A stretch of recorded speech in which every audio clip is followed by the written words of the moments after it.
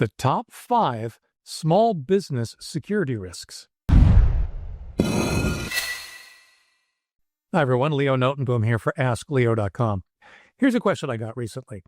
I run a small accounting firm with 6 employees who all work from home, and I'm struggling to feel confident that I've set up reasonable security measures for my firm.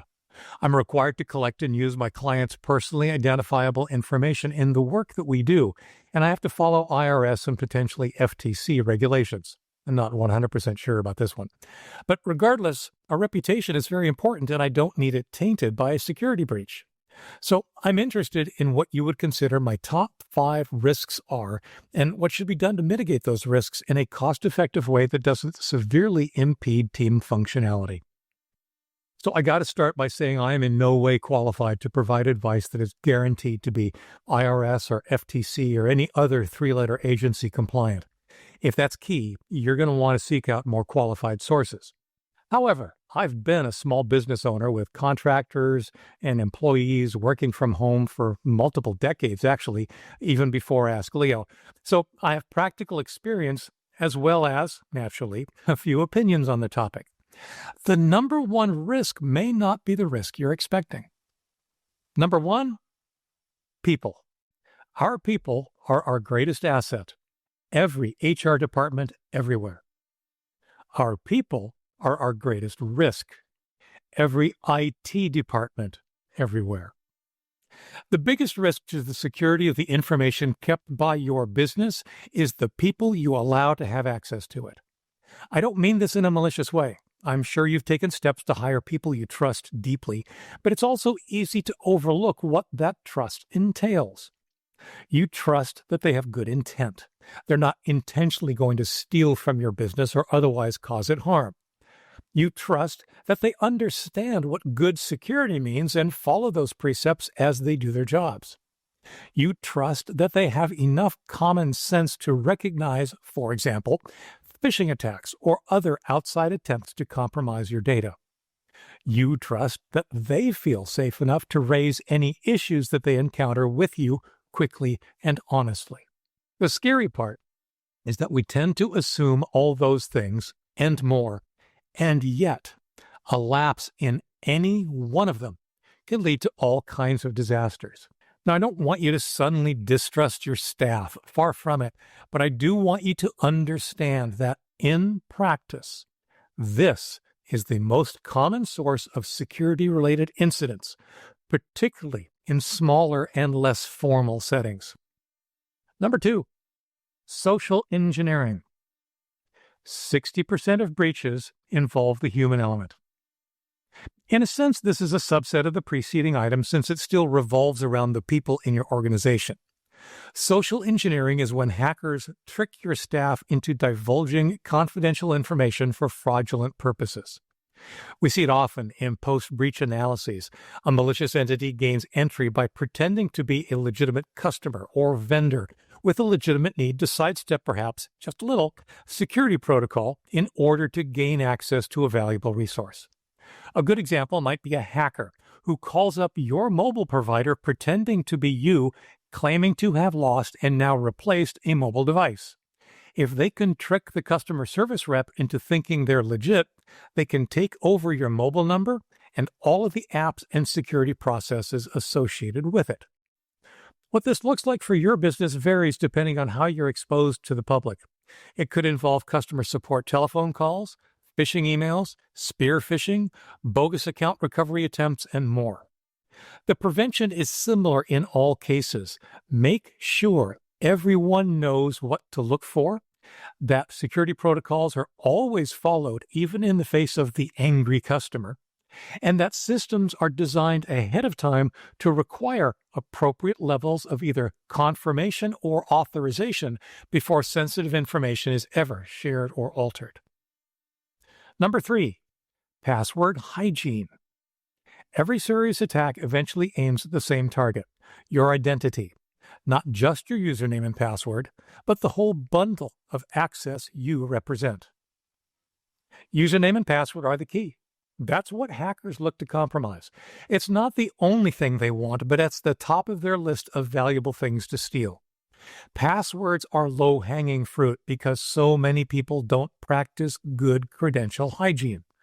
What does that mean? Well, that's the problem. It's the boring and the inconvenient stuff we already know, and honestly, we're tired of hearing about. Never reuse your passwords. Use long and strong passwords. Use two-factor authentication whenever it's offered. The first is responsible for many compromised accounts. That third is perhaps the single most effective way to prevent individual account compromise. Particularly in small business scenarios, there's another risk people often overlook as well. Don't share passwords if at all possible.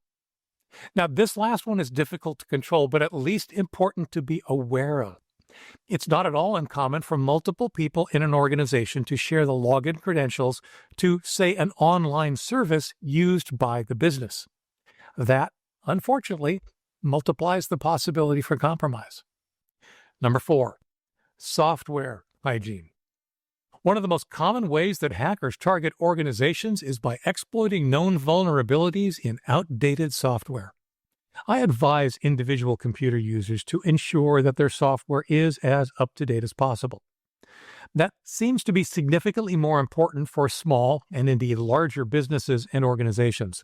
It seems that businesses are at greater risk when using outdated software.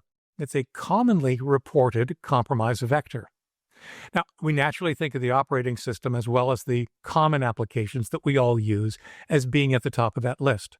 Those, the operating system in particular, are important to be sure, but there's so much more to it. Tools used primarily by businesses, collaboration, accounting, customer management tools, and more are also important. It's not uncommon for bad actors to target some of these tools specifically when targeting small businesses. Updating software is not always easy, or even possible. The most recent version of a tool you rely on might exceed your system's capabilities or your budget. At the other end of the spectrum, there are many stories of mission-critical software that's no longer being supported at all. Both of these scenarios add risk. But to the best of your ability, make keeping software as current and up-to-date as possible part of your standard operating procedure. Number 5, personal equipment hygiene. Convenience, as it turns out, often comes at the cost of control. When people work at home, they typically use their own equipment. Even when company equipment is mandated, there's still the networking infrastructure and other network devices to contend with. Many aspects of the situation that would normally be under company control aren't. When work at home, or in a more general sense, bring your own device, is in place, the company is placing even more trust in the individuals involved. Trust that they are not only capable of using company resources securely, but that their personal tools and services are as well. When they're on the same machine, a compromise of one, say a personal account, can lead to compromise of other things as well, both personal and company. People generally treat their company-owned equipment with a higher standard of security than their own. When the two are intermixed, well, that's generally the lower standard of safety that's applied. The ultimate solution is draconian: no business on personal equipment. That solution is often also completely impractical.